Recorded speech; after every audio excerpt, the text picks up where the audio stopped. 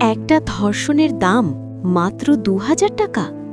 শুনতে অবিশ্বাস্য লাগলেও এমন অভিযোগ উঠেছে নরসিংদী জেলায় ঘটে যাওয়া এক মর্মান্তিক ঘটনায়। আমিনা একজন সাধারণ গার্মেন্টস শ্রমিকের মেয়ে। ছোট্ট পরিবার, সীমিত সামর্থ্য, কিন্তু ছিল অনেক স্বপ্ন। পড়াশোনা করে মানুষ হবে, সংসারের হাল ধরবে, এমনই আশা ছিল বাবা মায়ের। স্থানীয় যুবক নূর মোহাম্মদ, যাকে এলাকায় নূরা নামে ডাকা হতো, তার সঙ্গে ছিল আমিনার প্রেমের সম্পর্ক। বিষয়টি জানাজানি হলে আমিনার পরিবার নূরাকে প্রস্তাব দেয়, যেহেতু সম্পর্ক আছে তাহলে বিয়ে করে নাও। কিন্তু নূরা বিয়ে করতে অস্বীকৃতি জানায়। এরপর যে অভিযোগ সামনে আসে তা আরও ভয়াবহ। অভিযোগ অনুযায়ী নূরা ও তার সহযোগীরা আমিনাকে এলাকা থেকে তুলে নিয়ে যায় এবং সংঘবদ্ধভাবে নির্যাতন করে। একটি মেয়ের চিৎকার, একটি পরিবারের অসহায়তা আর সমাজের নীরবতা। পরিবার মামলা করতে চাইলে তাদের হুমকি দেওয়া হয়, বলা হয় চুপ থাকো, না হলে ফল ভালো হবে না।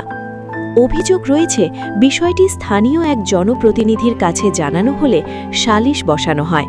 সেখানে কথিতভাবে মীমাংসার প্রস্তাব আসে, মেয়ের পরিবার এলাকা ছেড়ে চলে যাবে। এমনকি অল্প কিছু অর্থের বিনিময়ে বিষয়টি ছাপা দেওয়ার চেষ্টার কথাও উঠে আসে। একটি জীবনের মর্যাদা কি এতটাই সস্তা? পরিস্থিতি দিন দিন ভয়াবহ হয়ে ওঠে। নিরাপত্তার আশঙ্কায় পরিবার সিদ্ধান্ত নেয় আমিনাকে আপাতত খালার বাড়িতে পাঠানো হবে। গভীর রাত, একজন বাবা তার মেয়েকে নিয়ে অন্ধকার পথে রওনা দেন। হয়তো মনে ছিল এইবার মেয়েটা বেঁচে যাবে, কিন্তু গন্তব্যে পৌঁছানোর আগেই মাঝপথে পথরোধ করা হয়। অভিযোগ অনুযায়ী নূরা ও তার দলবল জোরপূর্বক আমিনাকে বাবার কাছ থেকে তুলে নিয়ে যায়। পরদিন সকালে একটি সরিষা খেতে পাওয়া যায় আমিনার নিথর দেহ, গলায় ওড়না পেঁচানো অবস্থায়। একটি স্বপ্নের সমাপ্তি, একটি মায়ের বুক খালি হয়ে যাওয়া, একজন বাবার আজীবনের অনুতাপ। এই ঘটনার পর এলাকায় তীব্র প্রতিক্রিয়া দেখা দেয়। আইন শৃঙ্খলা বাহিনী তদন্ত শুরু করেছে এবং জড়িতদের আটকের খবর প্রকাশিত হয়েছে বিভিন্ন মাধ্যমে। এখন পুরো দেশ তাকিয়ে আছে ন্যায় বিচার কত দ্রুত ও কতটা কঠোরভাবে নিশ্চিত হয়। এই ঘটনা শুধু একটি পরিবারের ট্র্যাজেডি নয়, এটি আমাদের সমাজের জন্য এক কঠিন প্রশ্ন। আমরা কি অপরাধীদের প্রশ্রয় দেব, নাকি অন্যায়ের বিরুদ্ধে একসাথে দাঁড়াব?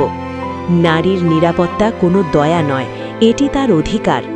ন্যায় বিচার কোনো অনুগ্রহ নয়, এটি রাষ্ট্রের দায়িত্ব। আজ যদি আমরা চুপ থাকি, আগামী দিন হয়তো আরেকটি নাম যুক্ত হবে এই তালিকায়।